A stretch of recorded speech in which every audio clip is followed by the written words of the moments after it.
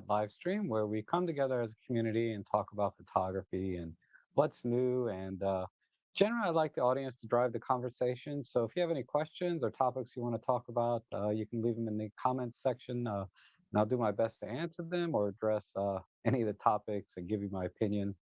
It's good to see everyone, especially the regulars here, Jeff and George and David, Life, Wayne, Seraphin. You guys have been such great, loyal viewers for so many years, and I just wanted to thank you for that. Um, as many others, my memory doesn't serve me as well as it used to, so forgive me if I can't remember everyone's names, especially now that YouTube is using handles instead of the actual names that you guys type in when you set up your accounts. So apparently, you can change your handle name on your YouTube account if you want to, but it's optional either way. But I guess really the biggest news I saw this week and was I saw it on 43 Rumors that OM Systems opened up a new lens factory plant or facility in Japan, whatever that means. So I don't know what the motivation was because they have a terrific one in Vietnam already that makes a lot of stuff. So I'm not sure what the one in Japan is going to do differently or if it's an expansion on what they're already doing in Vietnam. Either way, it's news, right? Something to make note of, and we'll see what comes of it. I mean, ultimately, as consumers, all we really care about is what is it going to do for us, right? Are we going to see more lenses? Are we going to see more innovation? Lower prices would be nice. Any of the above. So, congratulations to OM Systems on your new uh, factory or whatever it is, and hopefully that'll bring us some benefits to us as your loyal consumers. Because I'm a big fan of the OM Systems and Olympus before that. Uh, so I want them to do well and succeed, and I'll do everything I can to support and promote their products because I think they're terrific. Um, but other than that, I didn't see too much. In other news, I saw like a Canon R6 III come out. I guess that's kind of new. And that looks like a terrific camera. It's coming in at about $2,800. It's a full frame, sort of prosumer camera. And, I really like the Canon R8 that I have. I got a chance to shoot a little bit with it yesterday and the Canon 5D Mark IV. And it's surprising the difference that even a Canon R8 can outperform the Canon 5D Mark IV uh, with the autofocusing and continuous shutter speeds. It was, the buffer filled up so quickly on the 5D Mark IV that uh, I was getting a lot further along with the Canon R8, but the problem is I only have a 24 to 105, is it? Like the kit lens, the f4 to f7.1. It was a little bit too slow of a lens for the light that I was in. I was shooting in relatively low light, and my ISOs were going up to 12,000, 25,000, and that was a bit too much um, for doing portrait. I was doing some portraits. We were just kind of messing around, but we were doing some portraits, and I did use a little bit of flash, but I try to minimize that uh, because it was on camera flash, so it wasn't very flattering. And but in any case, uh, the R6 Mark III, they bumped the megapixels up to 33 megapixels, and I guess if you're interested in that camera, Chris and Jordan did a good review on it. Seems like a fine camera. Canon's always been doing good things, and that's why they're number one, right? Uh, but I still am all in on Micro Four Thirds. There's just I don't see myself ever changing out of that system. I did have my OM3 with me, and I was testing out a new manual focus lens, so the shots were terrible. Can't autofocus worth a damn. I mean, manual focus. If I'm trying to work fast, like doing portraits, right?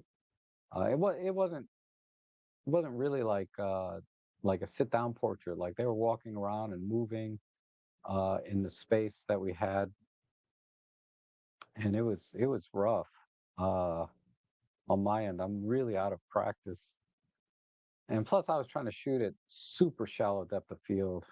I'll talk about that lens when I'm allowed to a little bit more, but it is a micro four thirds lens, which is exciting that they're starting to make them again. Some third party people.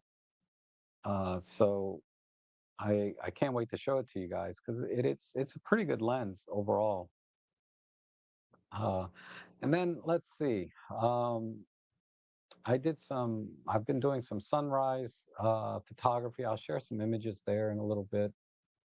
And one that I really like, I took this week that I really like that I'll share with you. And I got some feedback about someone wanted to talk about the Pentax monochrome. I have a K3 Mark III monochrome camera. I haven't taken it out in a couple of months, but it's terrific camera. I don't know if I can make a whole dedicated video on it, but I guess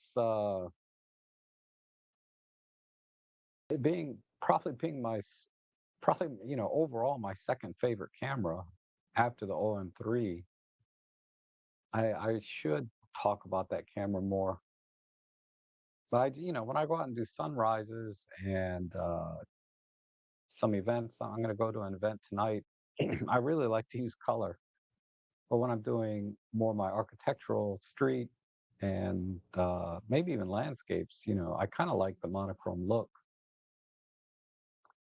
So, and even portraits to some extent, portraits like in the spirit of use of Karsh, I really like doing black and whites and many other black and white, uh, uh, what do you call them? Master photographers, masters of photography. There's some amazing work out there in black and white portraiture, but I tend to lean in on use of Karsh's style because it's very clean and he uses a lot of lights, which is fun for me, right? Because I love flash photography, and I think the end results are terrific. So if you're not familiar with the use of Karsh, you should check out his work. If you're into portrait photography and you're thinking about black and white, that's a terrific one to look at. Um, he's done a lot of famous portraits like Winston. I think it's Winston Churchill. That's a very famous one. It's a very interesting story behind how he took that picture. And it's the same picture that you see on the uh, euro, I think. I'm not familiar with currency, but it's the same picture they use on the $5, five pound euro. Um, that's just a little bit. And, if you see the picture, let me just show it to you since I'm talking about it. I mean, this is a visual medium, right?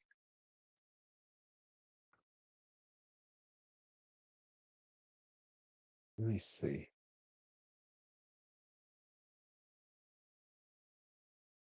5 pound note is what it's called.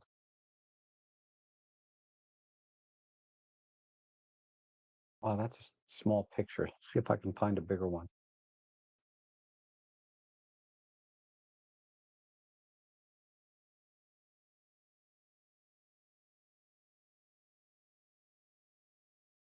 Oh, seriously. I just want a nice big picture I can show you.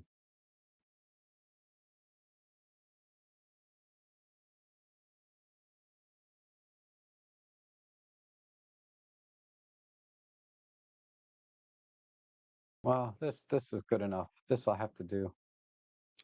This is this picture here was, I believe, taken by Yusuf Karsh, and you can see this very like interesting expression that Winston Churchill has on his face.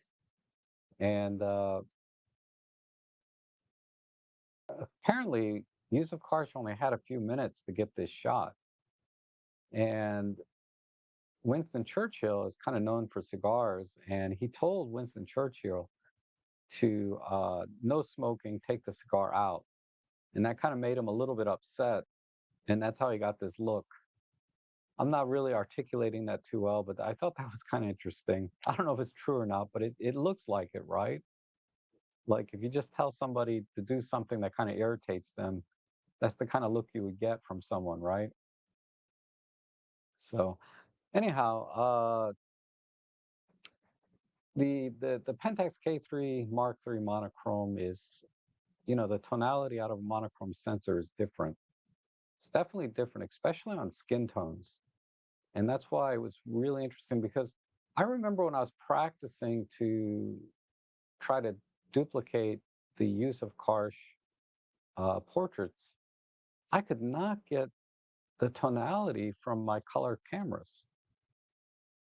I mean, I got close, but I could see a difference. And I'm like, how does he do this? Right? I said, maybe because he's using film, because this is back in the film days. And that's definitely a big part of it. But I was like, why can't I get this to look exactly like use of cars or close, get it close enough because it was pretty far off to my eye. And uh, after I got the K3 monochrome, I was like, oh, wow, okay, now I see it. Now I got the tonality that I was expecting, or closer to what Yusuf Karsh was doing. So the monochrome sensor is very, very close to film. And I've compared it against a lot of other black and white film photography that I've done, and it's really close. So I would say that is the biggest thing. You have to be kind of a nerd about black and white photography to get a camera like that. But and never mind, the camera itself is awesome. It's really so well thought out. So many things about the K3. If you like to shoot DSLR, I highly recommend Pentax. They really thought out their DSLR game really well. So that said, I'll give some thought to making a video about the Pentax. I need to take it out again and start shooting with it some more to get a better feel for it again. I'm a little rusty because it's been a couple of months. Uh, but anyhow, let me check the chat section, see what's going on, and open up my internal chat window here. And oh, Henning, good to see you. Cheers, lovely people. What a nice greeting for everyone. And Jeff, good to see you. And George, good morning. First snow here in Lower Michigan. Wow. Yeah, we've had a couple of warm days here in Maryland, so I'm pretty happy about that. I'm not wearing like a big heavy overcoat today, right in my own house, but and when I went out, I didn't have to put on a big heavy coat, but I did get a new wool car coat. Well, new to me. I buy all my stuff used on eBay or Goodwill. That's such a nice wool car coat for like $25. It was like $34 all in, taxes and shipping. It's like brand new. It's probably a $150 jacket, you know, but I got it for like, you know, 80% off. It's amazing. And it doesn't look like it's ever been worn, at least not to me. Uh, and Gigi Wildlife, you're here. That's all that matters. 90% of success in life, as I've been told, is just showing up, right? So I'm very grateful you're here. And David Black, good morning from Southern Indiana. Good to see you. And yep, late again. I'm always late. Sorry. And good morning from Chile, California. Guess that's kind of relevant. I don't know how cold California can get, maybe the northern parts, but California is kind of known for their awesome weather. And sunny Orlando. Man, I love Florida. For the longest time, I thought I would retire in Florida, but I think I'm going to go a little bit north of that, Tennessee, North Carolina, possibly. Uh, And Thomas is here. Hello, Rob, and fellow trekkers from Atlanta, Georgia. Yeah, Georgia is another option. 18 degrees Celsius. What is that in Fahrenheit? Are you like from the UK or something? You live in Georgia, but then you always quote in Celsius instead of like the Fahrenheit. 64. Okay, that's pretty warm. That's about what it is here, I think. Well, we're probably about 5 degrees under that. And good morning, Alan. Good to see you. 12:53 a.m. Wow, man, how come you can't sleep, man? Take some magnesium pills. Well, don't take my advice. I shouldn't give out medical advice, but that's what someone told me take some magnesium pills, and it's kind of helped with my sleep and also the muscle cramps I've been getting. Uh, is the audio muffled or is it just me? It does look a little low. Let me see. Check this other box and see if that makes a difference. Okay, hopefully that's better. But thank you for bringing that to my awareness. And Wayne says audio's fine. Okay. And Paul is here. Good morning, Rob. Quick question on the newer Z2 Pro. What is the small, soft rubber squarish back part used for? Looks like some kind of weather seal. I have no idea. I don't have the Z2 Pro anymore. I sold it to a friend of mine because I got the Canon version and I don't shoot Canon much, so I sold my Z2. So I I can only guess. Let's see. And does anyone know if it's possible to make the histogram on the All-in-One Mark II bigger? It is not, as far as I know, unfortunately. And hello from Spain. Hello, background world. And Walter, audio seems muffled to me too. Okay, let me know how it is now, if it's any better. Because the mic's right here. I really can't bring it any closer. Uh, and the same mic I've been using forever. Let me just double check. I'm pulling in the right audio there. I'm pulling in the right audio there. So should be good. I'm using the right microphone, I think. Is the sound coming from the way? It shouldn't be because I have yeah,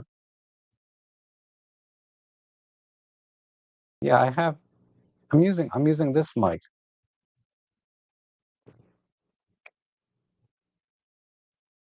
Let's see. Yes, yeah, this is the right mic. Okay. Uh, there was something about Churchill here. Churchill is notorious for hating to have his picture taken. Yeah, really. Uh, the Bayer filter in the color camera affects dynamic range and sharpness. Yes. Yeah, so you have a filter on top of a sensor called the Bayer array. Not Bayer array, but color filters on top, arranged in what they call a Bayer array. Uh, so you do gain some sharpness and dynamic range, some resolution technically.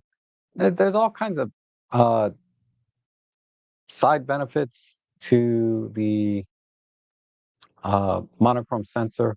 One thing that is a little bit, you have to be a little careful though, is it's very, very easy to clip highlights on a monochrome sensor, unlike the regular color sensors. Somehow, because every pixel on a color sensor is filtered. So you don't get as much clipping in the highlights. The light is tempered a little bit as it passes through these filters. Whereas a monochrome sensor, I don't know if it even has an infrared filter on it. It might be just bare sensor. So the light the light fills up the pixels pretty quickly and clips.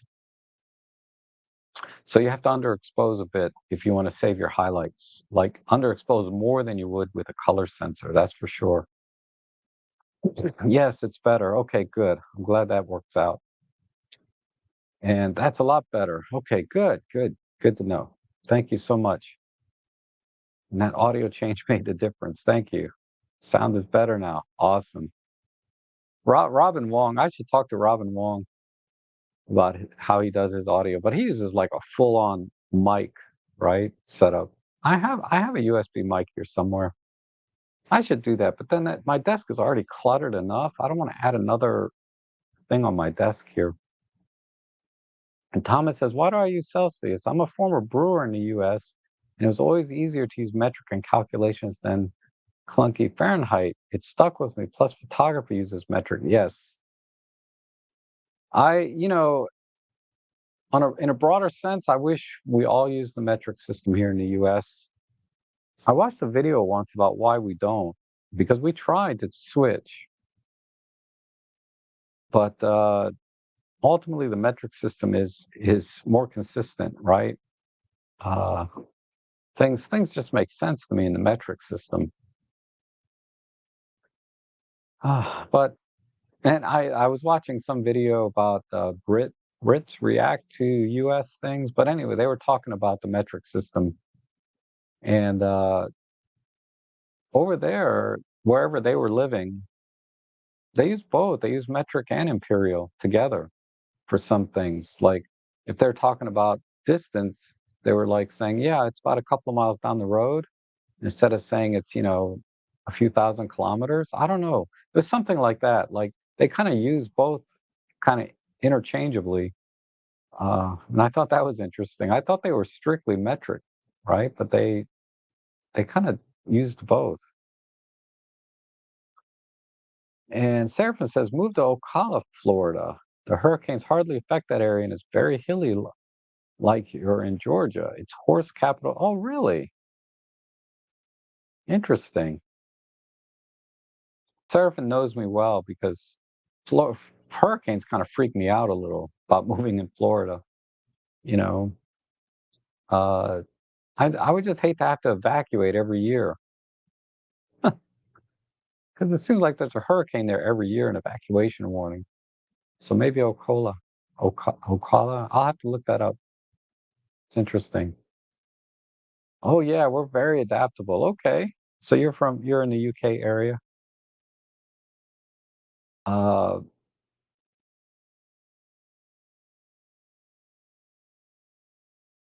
okay, so let me show you a few pictures.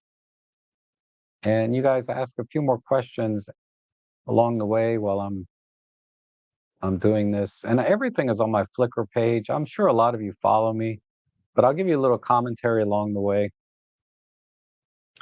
Uh, so this was like at sunrise, more or less. And I was using the OM3 with the 40 to 150 kit lens. Robin Wong just did a video on this lens. So that was cool. And it is a terrific lens. Yeah, it's not the sharpest thing out there. It's not a pro lens. Oh my God, for like less than 200 bucks, this is an amazing lens, and I'm going to use it tonight at my event photography thing, which is what Robin Wong did in his video. He used it at an event. It's terrific for doing event photography. It's a little slow at f4 to 5.6. I mean, it's not a 2.8. Actually, come to think of it, I have a 2.8 lens I should bring. But anyway, uh, here's another one, 40 to 150. All the exif data is here. These settings are not good for this shot. There's a little bit of motion blur, more than I would like, because I was at 1/500th of a second. And f8, God, I could easily went to like ISO 400, f5.6, and then been at 1/2000th of a second. And this image would be even better, you know? So I lost 2 stops of bird settings, but it still came out okay. But it's not as sharp as it would be if I had the right settings. But there's just a tiniest bit of motion blur going on. I mean, you could argue maybe getting the motion blur in the wings is desirable. Some people like to do that for some shots, but I'm fine with a super tack sharp bird shot, especially in the eyes and feathers and things. I would have preferred a super sharp image, but the settings that I used did not. lend itself to that. So don't be fooled by the processing. I process this with DxO. These settings are not ideal, but the shot came out okay otherwise. Another shot, 40 to 150 kit lens. The settings here were perfect, actually. 1/1000th of a second for a plane like this taking off at this relative distance and direction. This is a perfect setting. Uh, and all the focus looks like it nailed. Everything looks good here. There's the U.S. Capitol. This is Reagan National Airport along the Potomac River near where I live. This lens, let's see, this is the 40 to 150 kit lens also. At f4, let's see the settings, f4, 1/125th of a second, so that makes sense. So I didn't need very fast shutter speed for this shot, right? Because the guy is just rowing along the water. Everything else is static.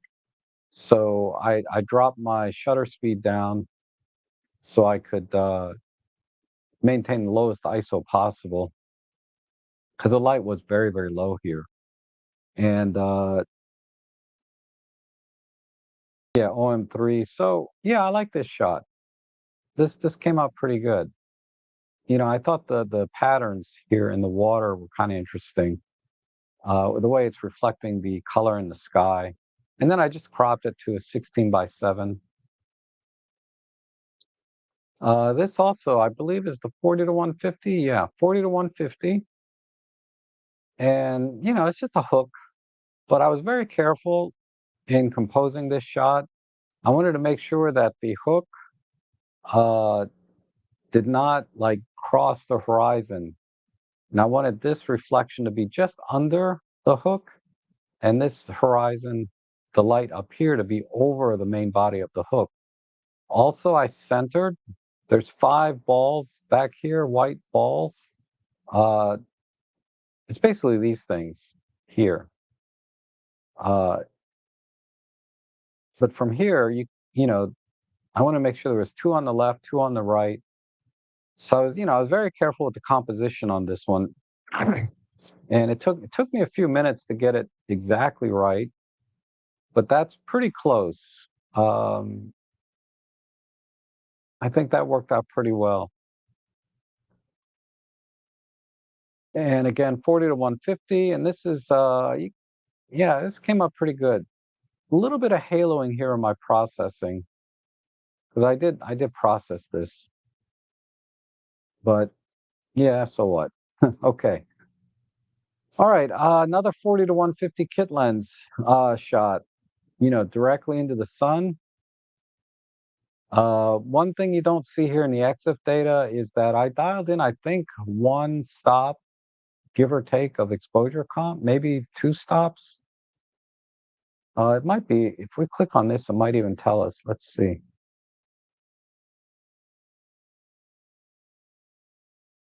Yeah, 1.3 stops.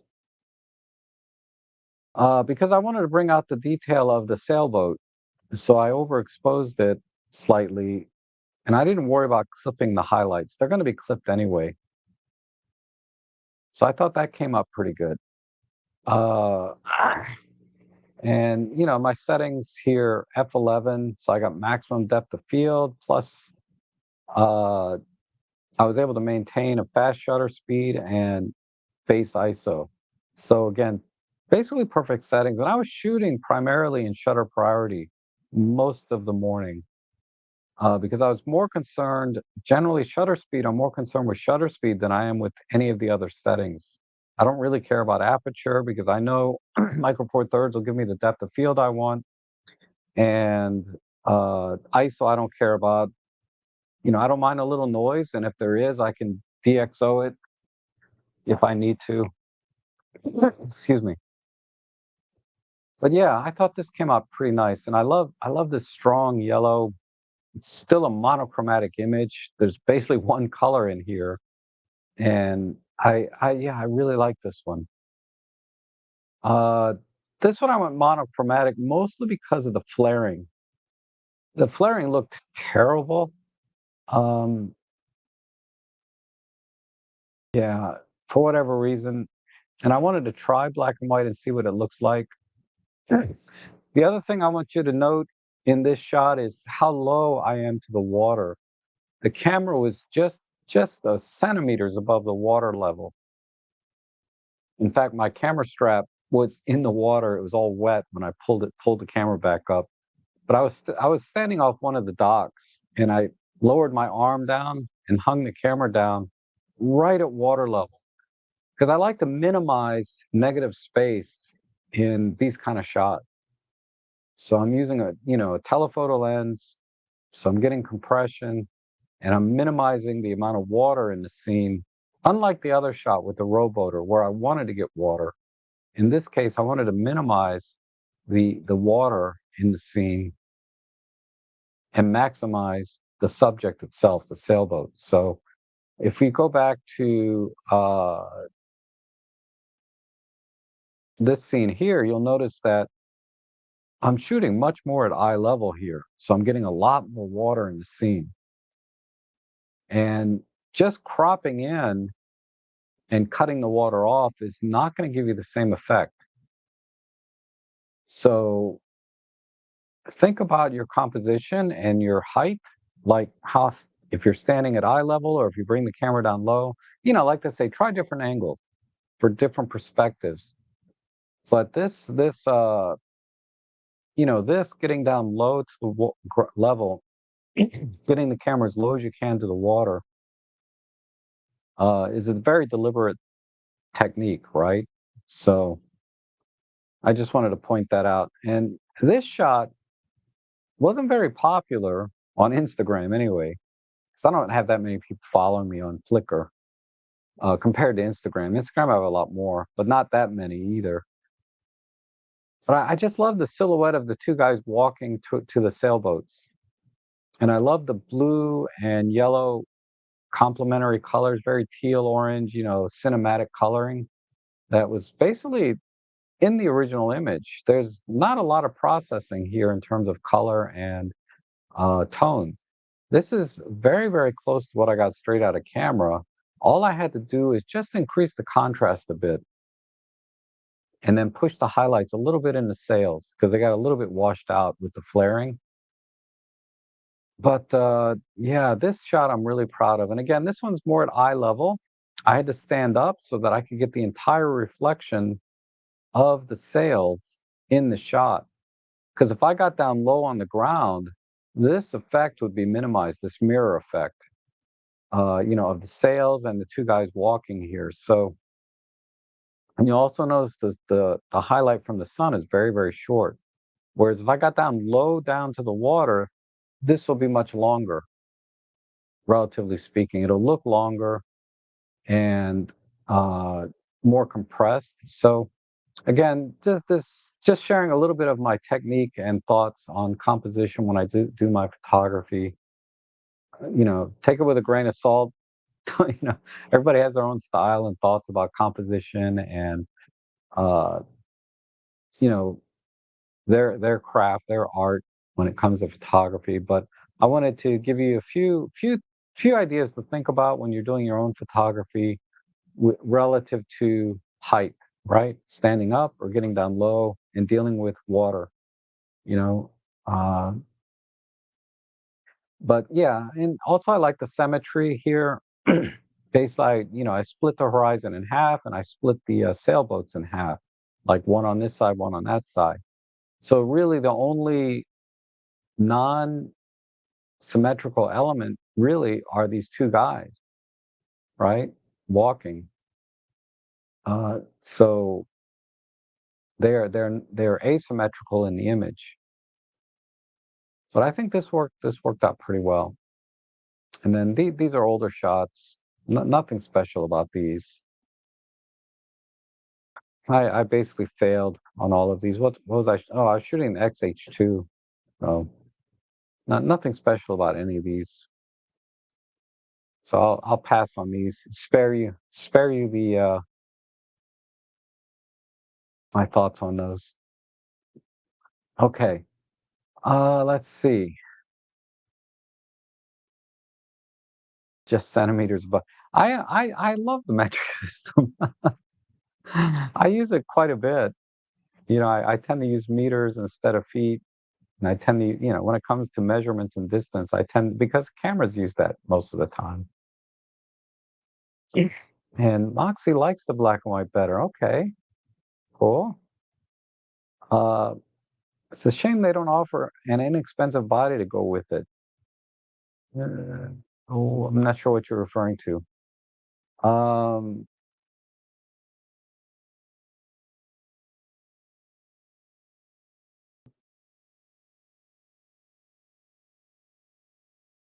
and Adam is here. Marco's here. Good morning, Marco. Good morning to all. Good to see you. And good morning, Adam. Yeah, my chat goes up and down. I can't keep things in order.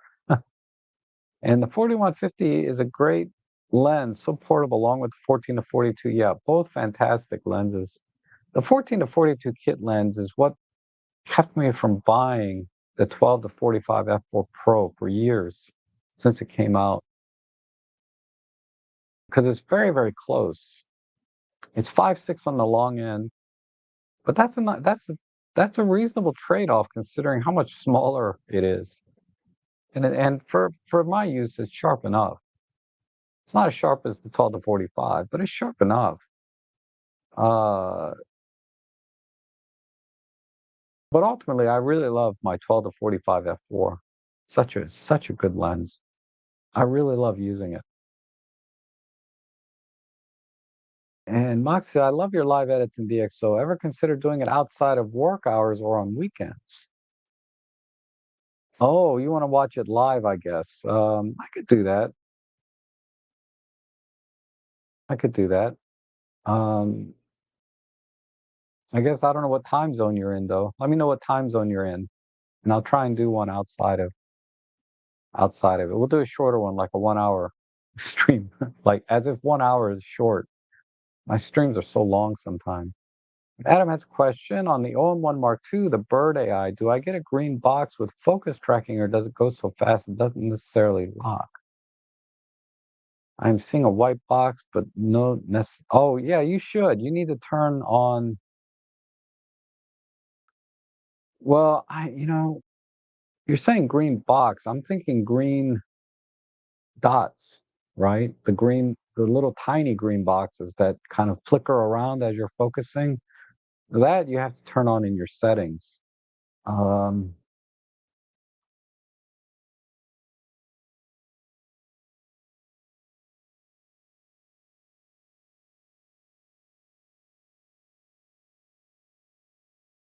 let's see if I can show you real quick.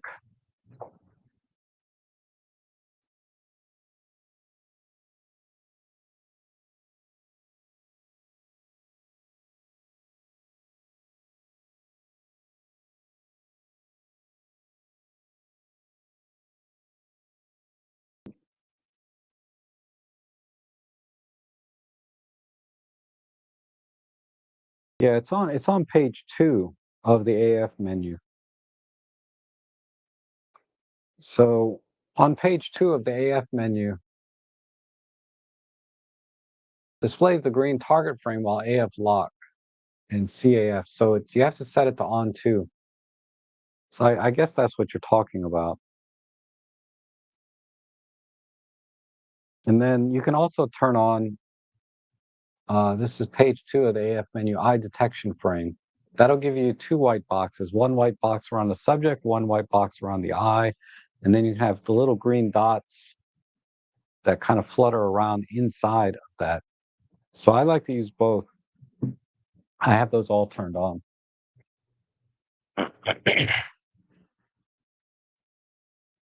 And the EM1 Mark III did not have bird detect. That is correct. It did not.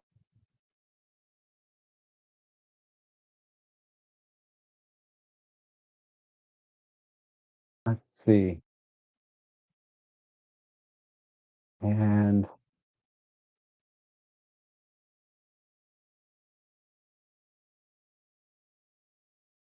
oh, so you're in my time zone. Okay. All right. Because I have a lot of people in the UK that watch. So if I set it to if it's during the week, normal weekday, Monday through Friday, it's going to be like midnight for them. And if I, so I'd have to do like a 7 p.m. or I'd have to do a Saturday or Sunday. What's today? Today's Sunday. It's a little too late to start a editing stream today, but I'll give some thought, Moxie. I'll give some thought. Okay. I like the Glen Echo shots. I've been meaning to make it a point to get over there with my daughter. Only downside is the American Legion Bridge is a nightmare lately. Oh, yeah. I, well, you're coming from Virginia too, right? So, uh, but I usually go super early. I haven't had any problems actually. And I stopped by Rock Creek Park for the first time in my life. I never been there, but I was when I was on my way to when I was on my way out of Glen Echo, I turned around and went to Rock Creek Park. Let me show a couple of pictures from that. That was kind of interesting.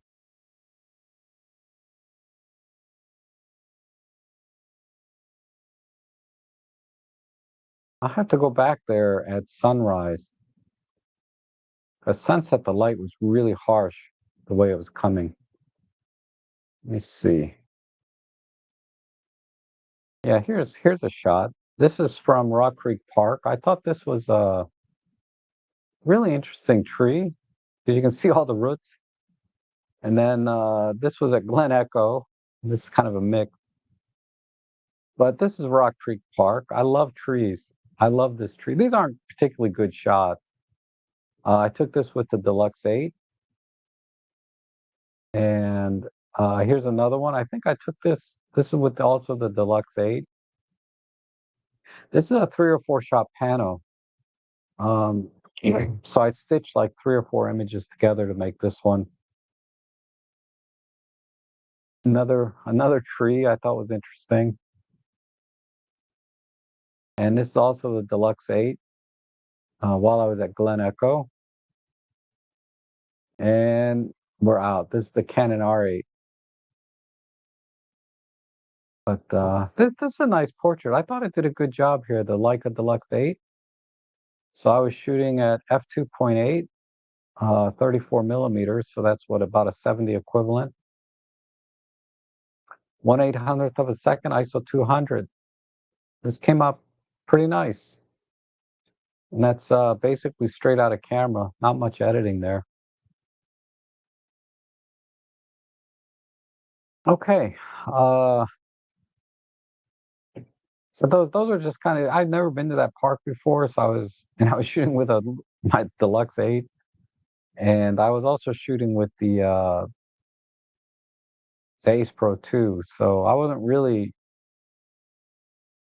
thinking about composition too much. I was just taking pictures to see, how the cameras perform, to get my impressions on the Ace Pro 2 and the Leica Deluxe 8.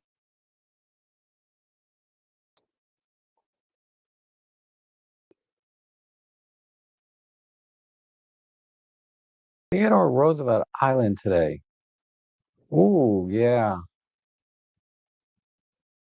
I heard there's not much there though. We were talking about that yesterday. Mm. But it's different when you have kids and you go somewhere. It's a lot more fun. Versus, if I went there, I don't know.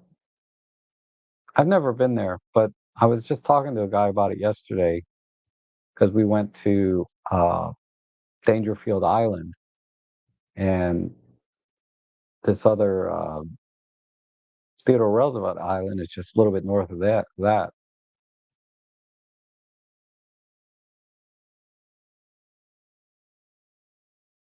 Oh, that's a good point. So Wildlife says the EM1 Mark III doesn't have bird detect, but my EM1X does. It got updated in the firmware along with my Lumix G9, also got bird detect, and both work exceptionally well. Yes. So my experience with the EM1X bird detect was I didn't see a way to disconnect the tracking from bird detect. So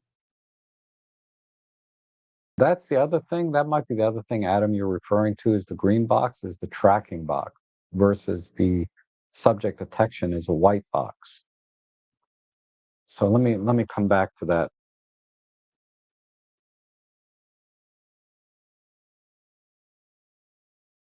So right now I'm on just CAF with subject detect off. Let me turn subject detect on.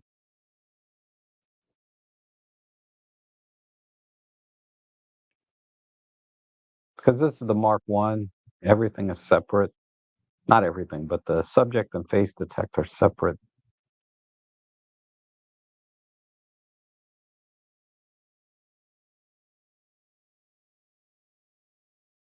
Yeah, so that's right. So, okay. So if you're just in CAF like this, right? If you're just in CAF, you're not going to get the green box, right? Because before we were talking about the green little blinkies, right? So you have to be in CAF plus tracking like that. Then you'll get the separate green box. I don't know if I can demo this at all. If I turn, let me try it with face detect.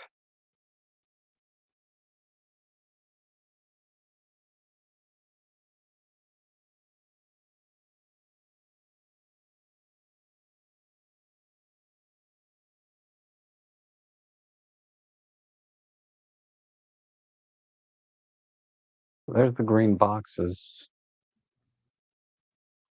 So if I turn off on one,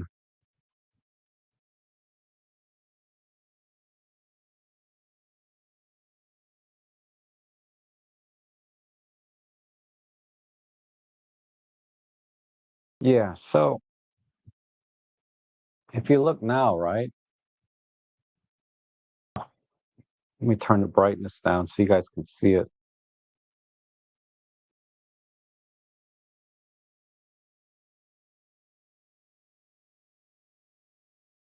So there's the green box, right? I'm not using subject detect because I can't demo that. That green box is tracking. So if you turn on tracking with continuous autofocus, then you'll get the green box and the white box. If you turn on two in the display, then you get the blinky greens, right? So the blinky greens look like this.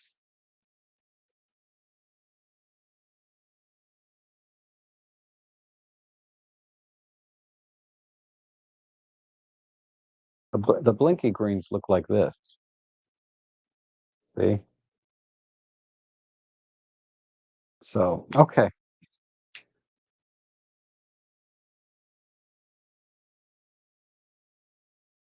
Uh, just emailed 3 photos that I've taken the last 2 days. You're welcome to show them. Okay. I'll come back to that. Um, Theodore Roosevelt was a, has a massive concrete grove with a towering statue in the middle. Oh, okay.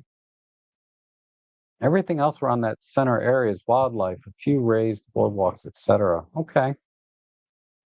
He didn't mention about the statue. And let's see, Plato, hello. Late to the show, but I would have been out. I've been out for a photo walk. Lovely sunny weather in Belgium. Nice. And Elle is here. Good to see you. Roosevelt Island has quite a lot to see. Birds, cypress trees, some foundation. All right, so I gotta go now. I gotta go.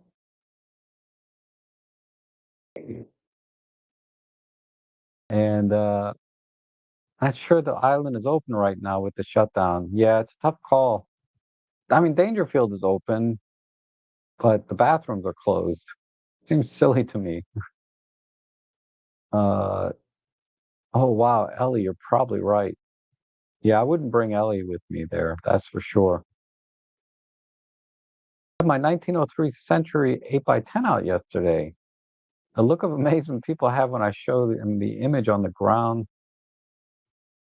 glass, truly beautiful. Yeah, I bet. I bet. That's awesome, Peter. And hiker dude, good to see you. When shooting long exposure with the OM1 on a tripod, do you turn IS off? Do you use long exposure, noise reduction in camera? Thanks. Nice shirt vest combo buy. Oh, thanks. So, yeah, I kind of updated my wardrobe for fall and threw away a lot of stuff. It's been years and years and years. I got shirts that I've had for more than 10 years. They're just starting to get look old and tired. I don't know. I got to bug up my butt about my wardrobe, but everything here is super cheap. This is like an $8 shirt. This is like a $15 vest. I got some $15 chinos on, but I try to get the colors to at least match. But okay, so let me address these questions. When shooting long exposure on one on a tripod,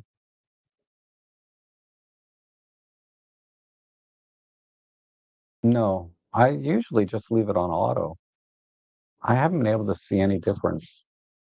I know best practice is to turn image stabilization off. And I would say if you're shooting wide angle stuff, I just leave it on auto. I've never had an issue either way.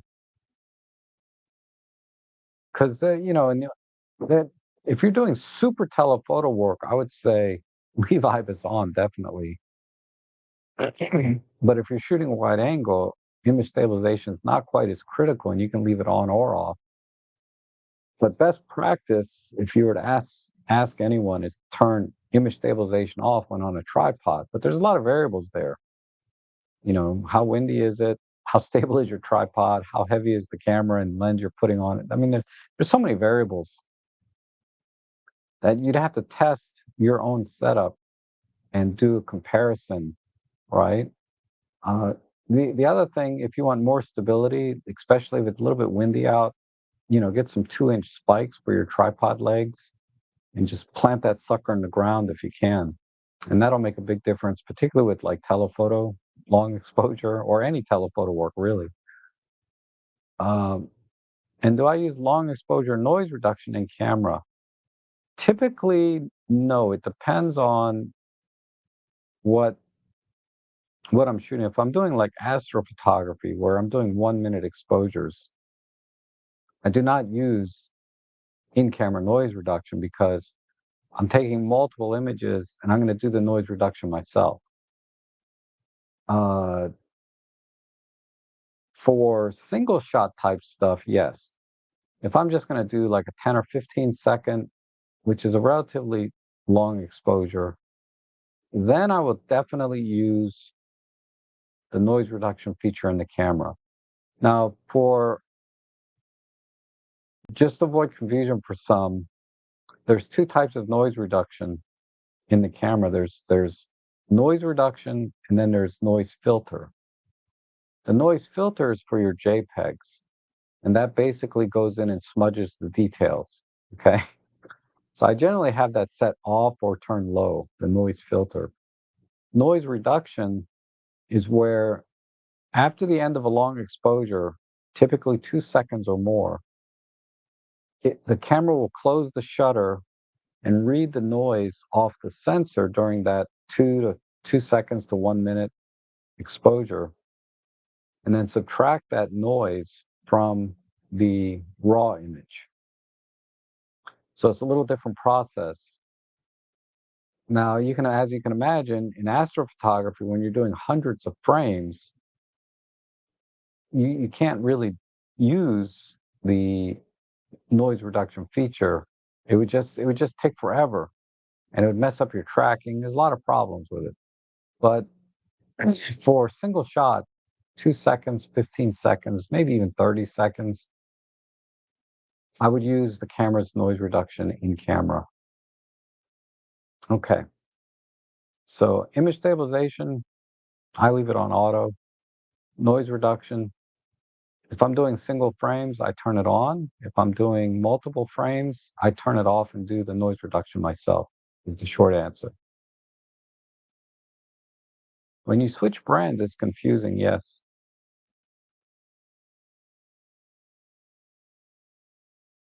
I think I will, I think and will own, I could be wrong, that the newer OM and later Olympus bodies were aware it was on a tripod and the IBIS function accordingly may have been chatter. I think that's chatter.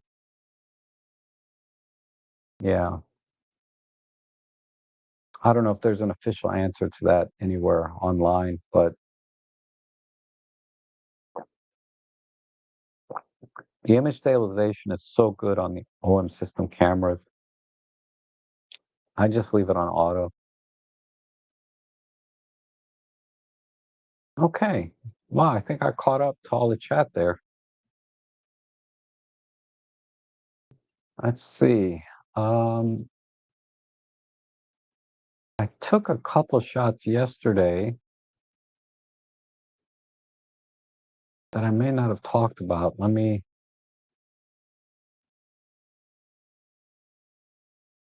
There they are. I haven't posted these to my Flickr yet. They're on my Instagram. Um, but this is just let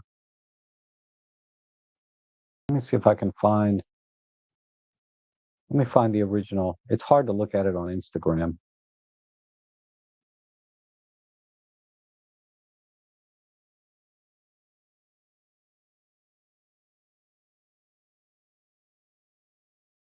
It's small.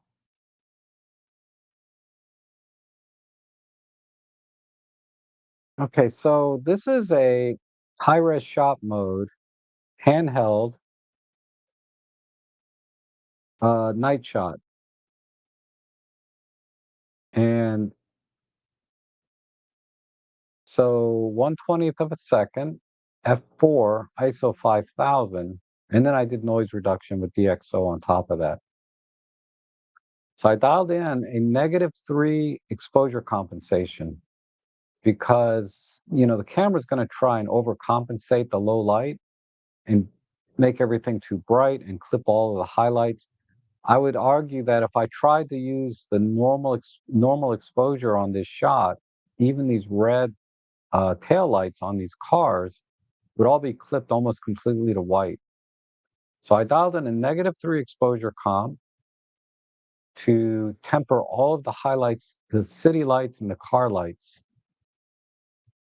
And still got a wonderful shot in terms of exposure. And I got great colors, and you can even see a couple of stars, even though it's a 1/20th of a second. It looks like there's a little bit of motion blur here. You can see a little bit of a sort of a question mark here. But yeah, that's a nice little cityscape. This is from the balcony of the MGM Casino. I went there to shoot fireworks, but you see all this traffic here? MGM Casino is 10 minutes from my house. It took me 45 minutes to get there, to go like 7 miles. 45 freaking minutes. I hate traffic here. I hate it. And it's not like we don't have enough lanes. I mean, these are 8-lane highways to and from the casino. Why? Why? Why is it so crowded? All right, I gotta relax. I'm getting my blood pressure up over traffic. There's nothing I can do about it, so I don't know why I'm getting upset. But anyhow, 45 minutes to get there. Let me see. I have another one here. This one. This is the shot I showed you before was to the right. This one is just a couple of minutes before that to the left. So we're about a half hour after sunset. So the sun is set already. And I think this one I did not expose properly. I only did a -2 EV, -2 exposure comp. It may be hard to see, but there's -2 exposure comp here. ISO 12,800, 1/25th of a second f4. So that's why in the next shot I dialed in -4 because when I looked at the back of the screen, I was like, "Ooh, I'm starting to clip some of the colors in the lights." So I dialed in another stop of exposure comp for the second shot. This was the first one, then a second one I went to the right. Uh, but this is from the balcony of MGM Casino. Down there is the National Harbor, and the fireworks are normally right here.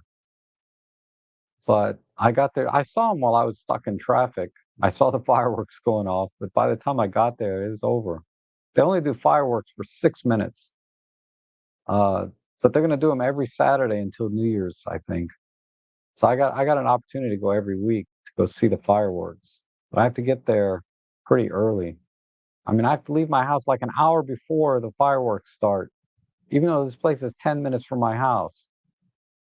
Oh my God, it's stressing me. Look at this line of cars going there.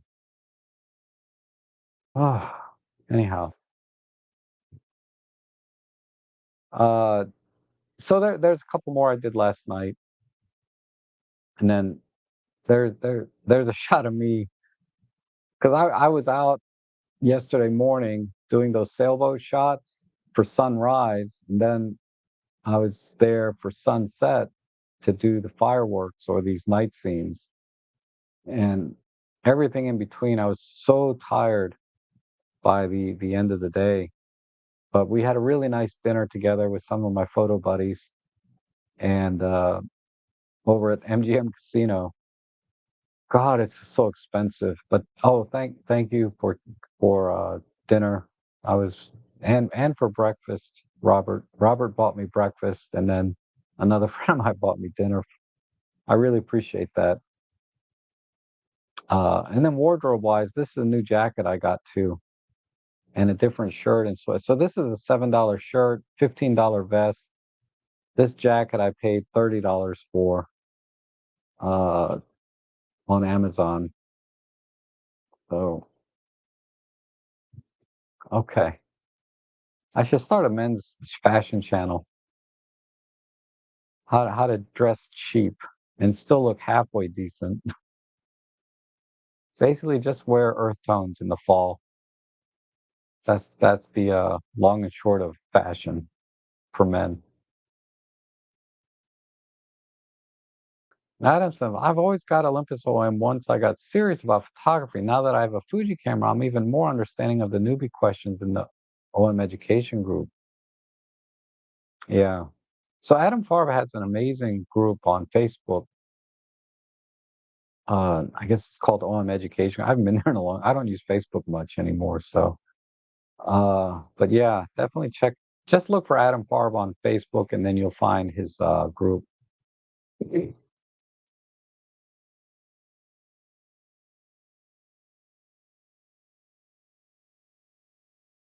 The island's closed. Just looked it up. The pedestrian bridge locked, and the parking lot is. It's so stupid. It's so stupid. It's outside. It's an island. I think it'll be okay.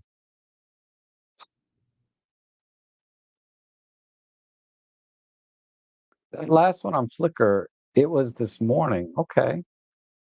I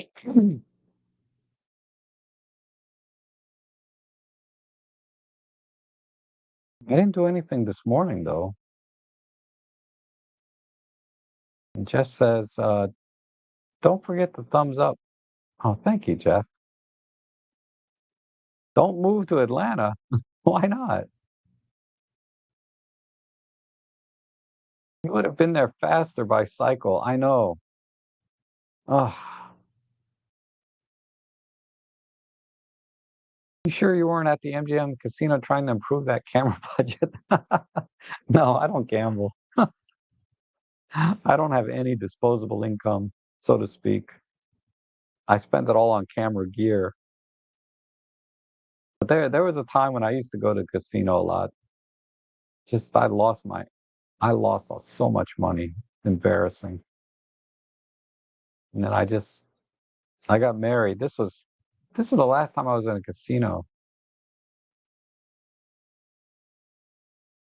It was back in the 90s, I think. It's the last time I actually gambled. Wow, it's been a long time. Time flies. Lost so much money. Oh, so I quit. I didn't quit because I was married. It wasn't that. I quit gambling while I was married. Then I had a couple of years when I was not married that I gambled. And then I quit again. Quitting sounds like like I had a problem. I didn't have a problem with gambling. I just didn't enjoy it that much. I mean, it was kind of fun, but I didn't enjoy losing the money, so I just quit. I need to shop where you shop for clothes. I tend to spend much at Duluth and REI. Yeah, that's man, that's brand name. It's good stuff, but it's brand name. It's expensive. But when it comes to winter gear, I go all out. Insulated pants, etc. Yeah, some long johns, man. Definitely. Look up Clark Hard for frugal everything, including clothing. He's a big fan of Costco men's clothing. Yep. I don't have a membership at Costco though, but I do all right. I got my belt. I bought a few belts for $1 each. Amazing. Um, yeah, traffic sucks, man. Oh. I mean, the two men in silhouette in the sales. Yeah, that was yesterday morning, not this morning. Definitely. I may have posted it this morning. No, I posted it last night. Yeah, that was all yesterday. I haven't been anywhere this morning. I was doing laundry this morning. Found some neat hacks for I have to show you that because it is photography related actually. Uh NMD says, haven't been keeping up with you, Rob. Did you get any new bird lens after the 300 f4? What do you use for real estate now? Okay, so I still use the 7 to 14 f4 Panasonic for my real estate photography and my OM1. That hasn't changed. And yeah, the 300 f4 with the teleconverter 1.4, maybe that's new since I used last year. Right. But I did buy the teleconverter shortly after I got the lens. Very small window there. That's all I use. Sometimes I'll take out the 75 to 300 with the OM3. I tend to use the 75 to 300 with the OM3 because it just the camera's ergonomics don't lend itself to a heavier lens. But uh, yeah, nothing's changed. Same old here. That's Rob. Pretty steady Freddy. All right. I'm gonna give you a winter hack here. Let me go get it. I'll be right back.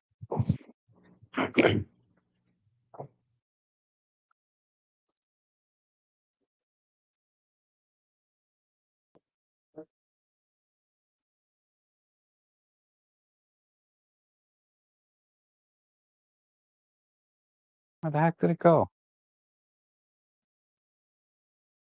Ah,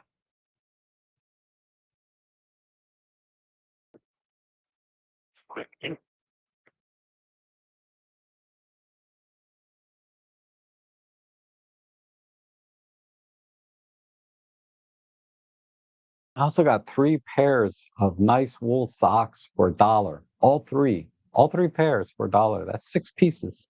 But anyway, so after a while you get like a hole in your sock, right? So I tend to throw those away once you get a hole. But the other end is fine, right? So you cut it off right here, right? Cut it off here, and you make a little cut here, just a little cut here and here. And you get this with a little hole here. And you got a nice little glove. So all these years I've been throwing my socks away, and I could have been, making little gloves. So you put these on, and then you put like your thinner photography gloves on or whatever. I'm pretty happy with that little hack. I saw it online somewhere. So after you do your laundry, if you find any holes with socks in them, you can uh you can cut them. And if you got, I like black, just simple socks. But if you got patterned socks and things like that, okay. Winter hack for the day. But now all your fingers are free, so you can control your camera, right? These make great photography gloves for the winter. Definitely. You don't need to go out and spend money on on fingerless gloves. It's right here. You have it right in your drawer somewhere. You got hot socks with holes in them, but you also have some nice photography gloves. Okay. All right. I had some success at photographing caribou that were in the airport parking lot. Oh, okay. That's right. You got some photos you sent me. If you have any state parks in your area, those are all open and function. Yeah, there's so many state parks. I've been going to a lot of those. And, a lot of the national parks are open, like Dangerfield Island, for example. Just the restrooms are closed. So, okay. Let me pull up Anthony's pictures if I can. I have to download them separately so I don't just broadcast your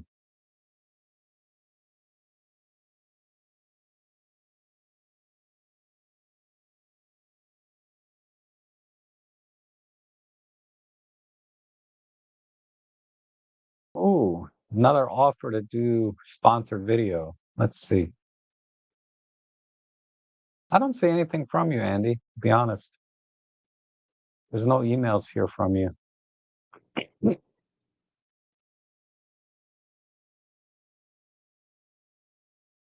But I did get, oh yeah. And I see someone bought me a coffee. Thank you so much, Andres. Yeah, whoops. Didn't want to show my emails. Not that there's anything special there, but I don't want to inadvertently give away somebody else's email address. Where's my, let me close that. Okay.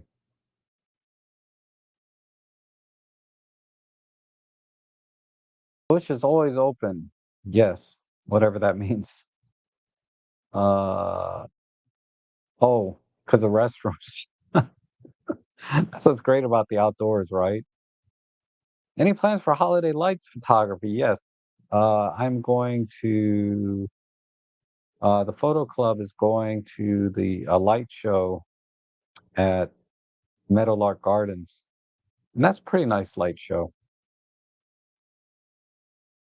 And the same technique you would use for night street photography, you would use for a light show. Just dial in -2, -3 to maintain all of the colors uh, of the lights. It's pretty straightforward. And Henry says, I've been saving Holy Stretched Out socks since the 80s, 3 drawers worth. Is anyone interested? I opened any reasonable offers.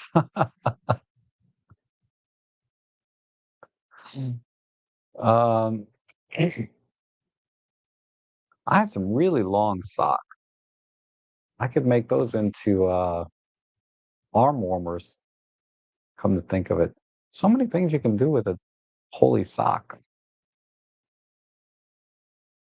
It's caribou and moose hunting season. I guess the herd of caribou thought they were safer at the airport parking lot where there's no hunting allowed. Possibly. Animals are smart, man. Um, okay, so what else can I share with you guys? I'm kind of at a loss. I watched Sean Tucker's video this morning on how to get sharp images. And it's a great video. Sean Tucker is awesome. Because I'm always looking, you know, but it was so general. It's hard to it's hard it's hard to articulate this thought, first of all.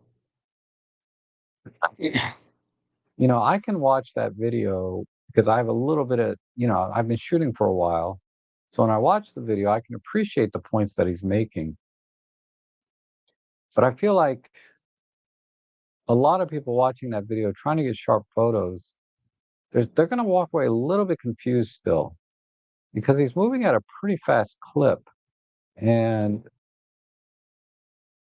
the advice was very specific to, especially the Lightroom editing tips, were very specific to using the Lightroom app on his phone, which is totally different than my workflow. But he has his audience, and if he knows his audience, that's the perfect video for his audience. I don't want to take anything away from what he does because he's amazing. So let me give you my 2 cents on sharp photos, right? Getting tack sharp photos.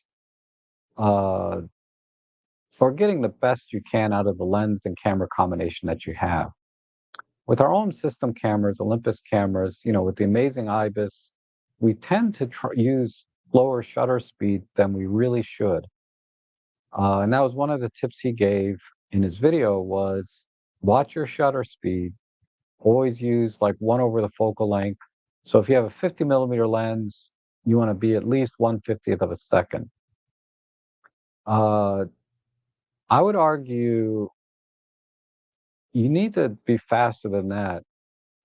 If I'm using a 50 millimeter lens, which is a 100 millimeter equivalent on Micro Four Thirds, and because of the pixel density of our sensors being very small, it's a huge margin for error or huge opportunity for motion blur and camera shake. IBIS, will do its job, but I tend to try to use no slower than 1/125th of a second. A lot of times I'll go to 1/200th of a second when I can. When I'm in low light, and I'm going to be very critical about sharpness. Like I was talking about earlier, I was at 1/500th of a second for the bird shot, and I was not happy with that setting, right? After the fact, right? When you're in the field, things are happening fast, so you don't always get to change the settings that you want. And that's why I think it's important that I went through those images and explained the settings that I had, because someone else might look at that and think, well, anyway. So you need to really and focal length makes a difference, right?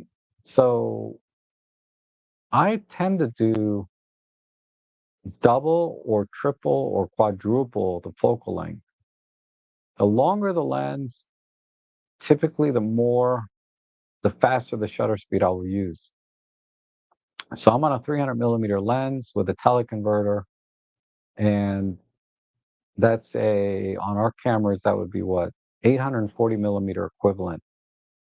You know, I I tend to try to shoot 1/2000th of a second, if not faster, 1/4000th of a second when I'm using that lens for multiple reasons. The subjects are typically moving pretty fast, birds in flight. And also, I want to make sure I don't get any motion blur at all. Now, because of the amazing IBIS, if the subject is not moving, if it's a bird on a stick, I will go down to 1/1000th of a second. Generally, that's my rule of thumb is I try to do double the focal length, generally speaking. That's my tip for getting sharp images. IBIS, not IBIS, ISO be damned. Forget about ISO when we're talking about shutter speed. And like I said, I tend to shoot in shutter priority a lot more often now than I used to. Uh, I used to shoot primarily aperture priority, but I was finding that the camera was not using the shutter speeds I wanted. So, they were too slow, and I was getting motion blur, not because the camera shake, but because the subject's moving. So I would always use, and in OM systems, they have like a minimum shutter speed setting, which is not always, it's not the best implementation. A better implementation is like what everyone else does, is you can add 1 or 2 stops of shutter speed as your minimum shutter speed in the menu system. And then you're not relying on the focal length. Because the problem with the OM system version is it doesn't care what focal length you're using. You just set the minimum shutter speed irrespective of the focal length. But if I'm using a wide angle lens, that method is a little bit overkill. But that said, just keeping it simple, try to use double your focal length. So one over double your focal length. So 25 millimeter lens, shoot minimum 1/50th of a second. Personally, I try to shoot 1/125th of a second or 1/100th of a second, regardless of focal length, regardless of IBIS. I just cannot hand hold and get a tack sharp image unless I'm at 1/100th of a second. And that's if the subject's not moving. If it's moving at all, you need to be faster, unless you're going for motion blur. Motion blur is a creative choice. That's different. I'm talking about getting a sharp image. That is the most important thing. The other thing you mentioned was setting the aperture to the sharpest point in the lens, right? Why shoot wide open if you don't have to? That's another good point. I shoot at f5.6, f8 all the time. I only shoot when I'm in low light. I shoot wide open, right? Because I want to minimize the ISO as much as I can and maximize my shutter speed. But in normal daylight situations, yeah, stop the lens down one or two stops. So if it's a 2.8 lens, shoot at f5.6. If it's a 1.8 lens, shoot at f4. You know, stop the lens down to get to the sweet spot of the lens. And that's just rule of thumb, right? You can go through testing and charts and all different kinds of ways to find the sharpest point of your lens. But you're always safe. If a lens is, let's say a lens is super sharp, wide open at f2.8, going to f5.6 is not going to make it less sharp, okay? So stopping the lens down is kind of a safe bet. F4, f5.6 on our Micro Four Thirds camera, no problem. Even f8 I found to be pretty acceptable 99% of the time. So that's the tip number two. I think the other tip was keeping your ISO low. I don't care about ISO. Uh, that's just irrelevant to me. Getting a tack sharp image with shutter speed is the most important thing. Getting the sweet spot of the lens is secondary. So if I had to put these in order, shutter speed is critical to sharpness. Lens aperture priority, lens aperture setting is secondary. It's far second.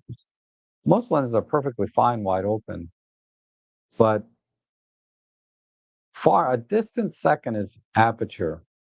And then ISO, I would say, is kind of tied with aperture. Because the higher the ISO you use, the less sharpness you're going to get. Well, let me rephrase that. The higher ISO you use, the less detail you're going to get, the less information, because the information is being lost in noise. So uh, if you have less information, means less detail, less dynamic range, less color information, lots of less, as the ISO goes up. So do the best you can for low ISO. So shoot wide open. These two are that's why these are kind of tied. If shooting at f5.6 is going to double your ISO, shoot at f4. You know, I would I would I would say keeping your ISO low is even more important than aperture once it starts to get up high. But again, it's kind of a low priority because usually your shutter speed, your aperture are very deliberate setting. You're doing those for very specific reasons creatively, right? Uh, and ISO just has to be where it is just to get the exposure that you want. So those are my thoughts on those three things. But check out Sean Tucker's video on how to get sharp images. He has some good tips on sharpening in post processing. But keep in mind, it was for the Lightroom mobile app. I don't think it was for anything else. I kind of drifted off when he went into the editing part. a little bit, so maybe there was some more tips there. But the other things he talked about were pretty solid. Uh, I'm just giving my kind of take on it. That stop, that's my take.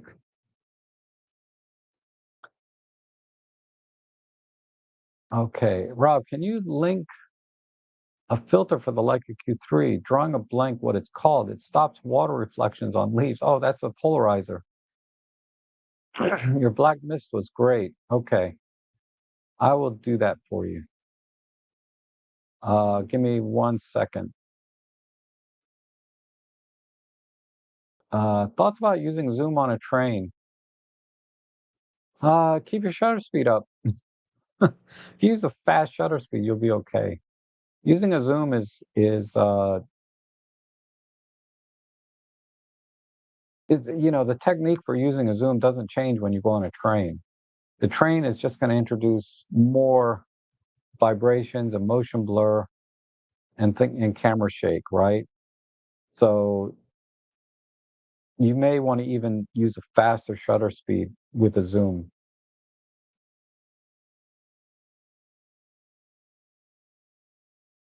Is it just me when I framed up with the 12 to 40, especially at the wide end, the final image always comes out wider? Does the distance to the subject have an effect on what the lens sees versus what we see in the AVF? Wow, I never noticed that.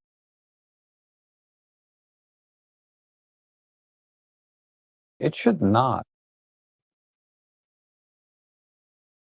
I don't have my 12 to 40 anymore to test that specifically. Now, keep in mind what might be causing this is the image stabilization, right? Because the sensor is moving. So what what you're seeing while you're before you take the picture is going to be different than when you actually take the picture because the sensor's probably moved a little bit. But let's say you're on a tripod and turn IBIS off. Test it that way and see what happens. Put your camera on a tripod, turn off your IBIS, and then see if you're getting a wider field of view than what you're seeing in the EVF. That might be a way to check for that, to kind of back into. Because other than that, I've never noticed it. And my best guess would be it's the IBIS that's causing this kind of variation. Okay.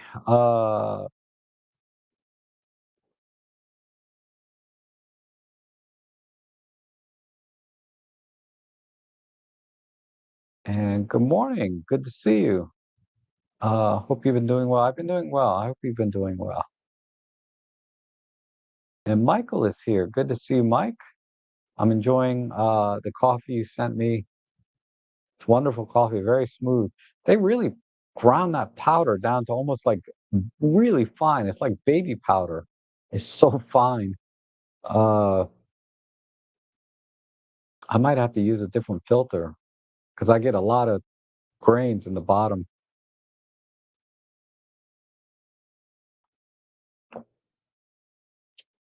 And if you have a lens profile set in your software, I find that sometimes affects the field of view. So I think what Henry was saying is that now, if you're talking about you're seeing a difference in post-processing, that's a little different issue because your camera actually captures more pixels than you're seeing in the EVF, and you will get a slightly wider field of view, no question. I might even be able to show you that. Let me pull up. Let me pull up an image for you. Yeah, if you're talking about post-processing, that's different.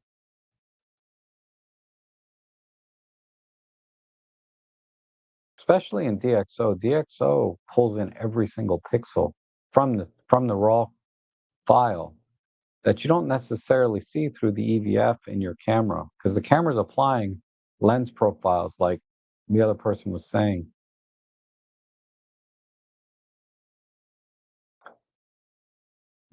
Oh, let's see. I need a raw image. Ah, that's taken a while to load. Come back to it. 12 to 40 versus 12 to 45. What are my thoughts? Okay, so I'm very content with the 12 to 45 f4 because of the smaller size and weight, and it's better fit on my OM3.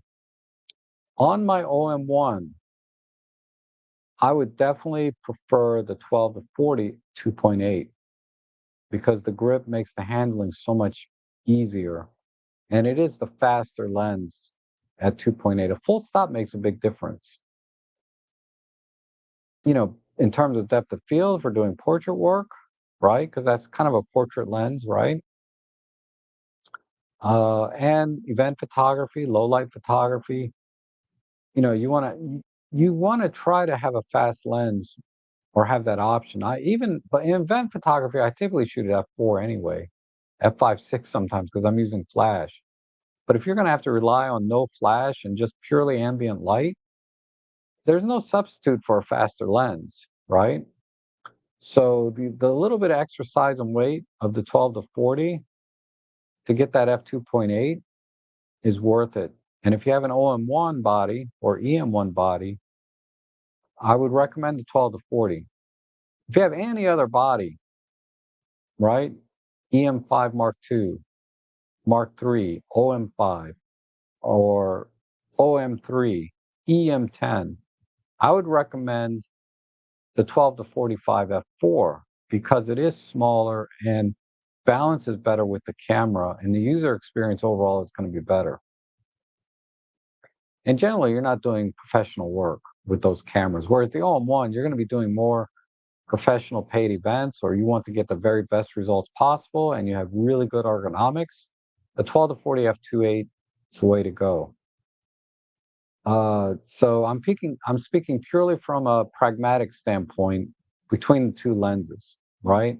And use cases. Now, when it comes to optical quality, I found them both to be excellent. So I don't think there's any difference in optical quality and sharpness between the two lenses. I think either way you're going to be perfectly fine. So so if we rule out optical quality as being a factor, then all you have to think about is the ergonomics of the OM1 and using a 12 to 40 f2.8 and getting the faster light for indoor type photography. You want to get as much light as you can. But if you use flash in your event photography, like on camera flash or off camera, whatever, you can use the 12 to 40. I'm sorry, the 12 to 45 f4 because indoors events I typically use flash and uh, I'm going to shoot it at f5.6 so I get that depth of field. Tonight, for example, I'm going to be shooting indoors, no flash allowed. So I'm going to bring my f2.8 lenses with me. My 35 to 100 2.8. I was thinking I was going to bring the 40 to 150 kit lens. I might bring that though. Depends on the lighting on the stage. I have to see. But if I was doing, because I'm doing stage photography, they're going to be performing dancing on the stage. The stages are pretty well lit. I can probably get away with a 40 to 150 kit lens. But if I was doing event photography with people, I would go to 2.8. So that's my thoughts on the two. Uh, 12 to 40 on the EM1 OM1s, 12 to 45 for everything else, with the caveat of how are you going to use the lens? If you're going to be in low light indoors all the time, you want to get 2.8. I'm also finding the Z7 in crop mode is a Z50 and is able to do some measurable wildlife photography with the latest firmware. Oh, okay. All right. Yeah, the Z7 has what, a 45-ish megapixel camera. So if you crop in, you'll be at APS-C mode is what, 25 megapixel? No, probably be 20 megapixels or something. Let me see if I can find that example now.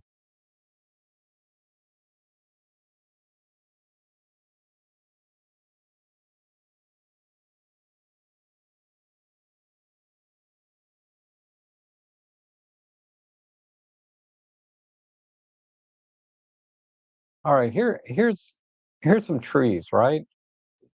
Uh,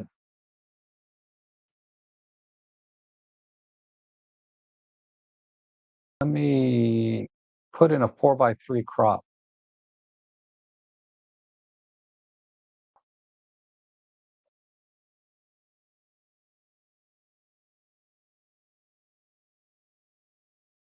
So I haven't applied any corrections to this image. This is the OM3 with 12 to 45 f4.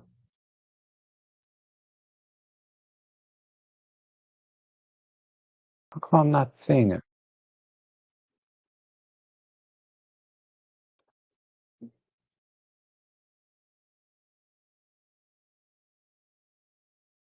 Unconstrained.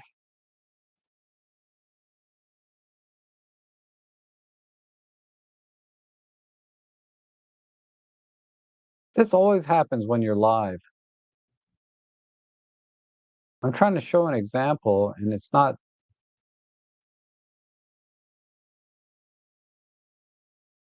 panning out.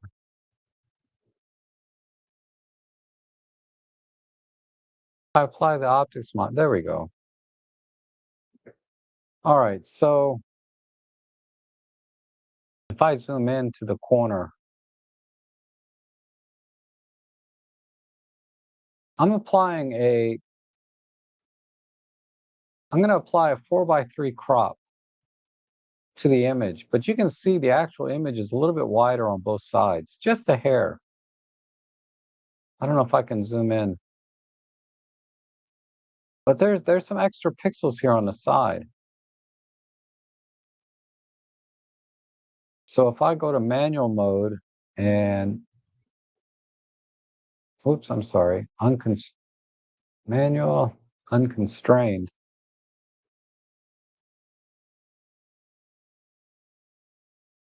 and I'm going to push these out. I know it's probably hard to see, but your camera's, if you look at your camera specs, it'll say that the resolution is 5184 by 3888, right? So, ah, where's my calculator? Here. So 5184 x 38.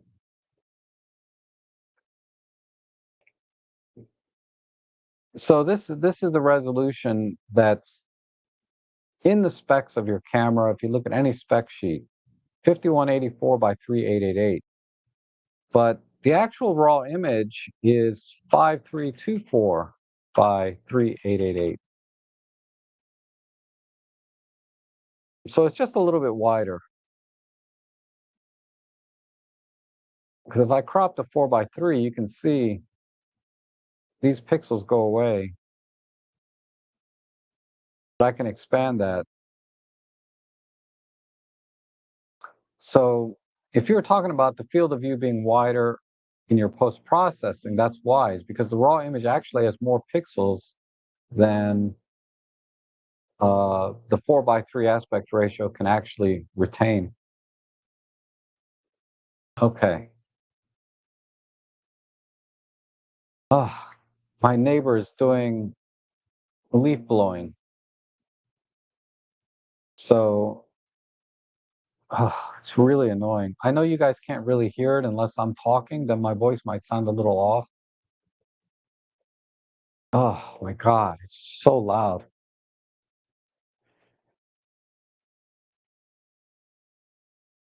Hi, Rob. What would be your preference to go out as an all-purpose camera, the OM3 or the Nikon ZFC? OM3, yeah, all day long. Uh, what are your thoughts on the OM 20 millimeter Pro? It's not a lens I own because I have a 17-1.8 and I have a 25-1.4 and a 1.8. So 20 doesn't work for me, but I haven't heard anything really bad about it. Robin Wong did a video on it, so he'd be a better person to ask because he owns that lens. But I can't really give you any opinion on it because I don't own that lens and I've never used it before, ever. I've never had it mounted to my camera. It's an interesting focal length. I think, it's kind of in between the 17 and the 25. So, but I don't feel like it would replace either one. 17 is substantially wider and 25 is substantially tighter. So it's kind of in between. But and it's a 1.4 lens, so it's very fast, but it's not that much faster than the 17 or the 25. It's certainly not any faster than my 25 1.4. They're the same. I think, the 21.4 was not available when I bought my other lenses. If it were available, if I was starting over between a 17, a 20, and a 25, I would probably do this. If I was starting over from scratch, I would probably get the 15 1.7 from Panasonic, the 20 1.4 from OM Systems, and a 25 1.4 from Panasonic. Those would probably be my three lenses in that range. But as it is now, I have a 17 and a 25, and I have the 12 to 45 zoom lens. So I just don't have a need for a 21.4, especially for the cost. I don't know how much that lens is.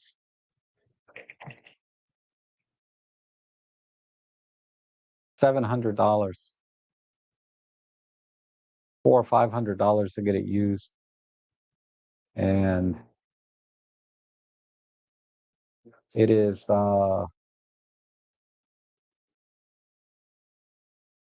much is it? 247 grams. So it's not it's about the same size as my 12 to 45 Pro. 58 millimeter thread, 61 millimeter. Oh, it's a pretty big lens. 61 millimeters.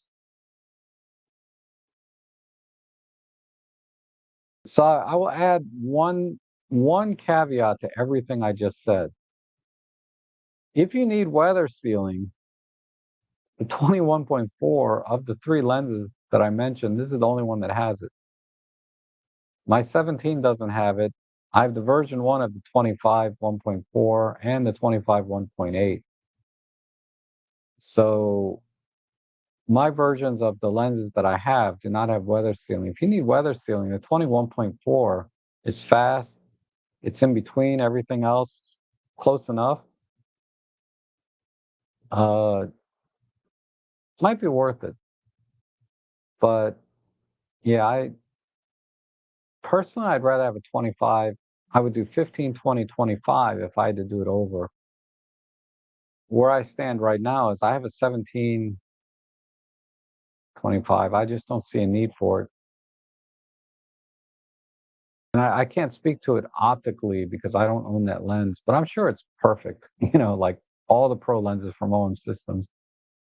I need an espresso percolator. No, don't have one of those. Uh, do you tend to use the 1.8 primes at indoor events? No, I tend to use a zoom uh, because I'm constantly moving around at events, so it'd be awkward to have to, you know, it's very awkward to use a prime at an event. So I have to use a zoom because I'm moving, they're moving, and you want to capture the shot and frame it very quickly. You don't have time to walk with your feet, zoom with your feet, so to speak, right? So I would not use, those. Now, if we're talking about like family events, birthday parties, where everybody's kind of in one place and you can tell them, okay, everybody, let's take a picture, right? That's a little different. Then I might consider a 2.8, or I'm sorry, 1.8 lens. But for event photography, where you're constantly moving, the subjects are usually moving, a zoom lens is the only way to go.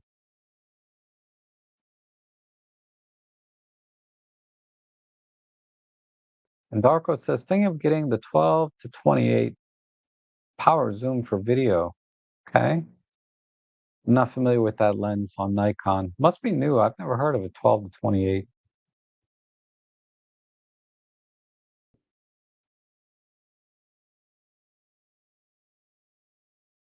So I bought the lens. Oh, wow. So that's about right. So that's a little over 500 US. That's a good deal. It's a good deal. Like I said, if I was starting over, that would definitely be 15, 20, 25. I like that range.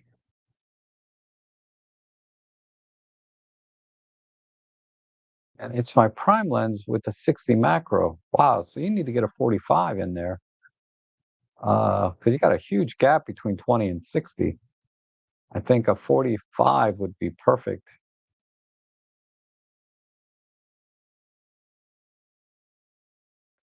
And the 40 millimeter Pro is nice, especially if you only have to carry one prime. A good combo, 12 to 45 f4 and a 20. Yeah, that would make a nice combo. A 12 to 45 and something right in the middle, right? A little bit on the Y and M, but in the middle more or less. But I would, yeah, primes are primes are kind of a hassle at an event in general. Sometimes for street, I use a 70 to 300 on my Nikon cameras and snipe. Yeah, so that'd be like a 35 to 150 or the 40 to 150 kit lens. I can see that. Because if you're a typical street lens is what, the 17, the 25, right? If you're shooting people from across the street, man, they're going to be like this big in the frame. Now, if you want an environmental shot, that's fine. But if you're a people shooter, then you like to do street portraits and things. The 70 to 300 is a good range for that. A really good range because you can signal people from a little bit of a distance. They can see you. You're not that far away, right? Not with a 70 to 300. And they can turn to you and you can get their shot without having to, interfere with their day, right? More than you have to. Because, in street photography, the people that are really good at it, they always ask, they go, can I take your picture? Do you have a moment for a picture? I'm a street photographer. They're good at that, right? And the people are like, "Oh yeah, sure, sure." Everybody's so agreeable on these videos. In real life, man, you'll probably get shot where I live. But anyway, uh, so if you're shooting a 70 to 300 and you're probably 10 yards away or 10 meters, for example, from the subject, 6 to 10 meters away, the 70 to 300 will give you a great portrait shot. 6 to 10 meters, you're not that far away from the person. You can just kind of say, "Hey, can I take your picture?" And you show them your camera, and they might turn around and smile, and you can get their shot. So that makes sense. Now, if you want to be a little more discreet, that's easy to do as well. You can shoot from across the street, um, and get some more candid shots with the 70 to 300. So it makes sense.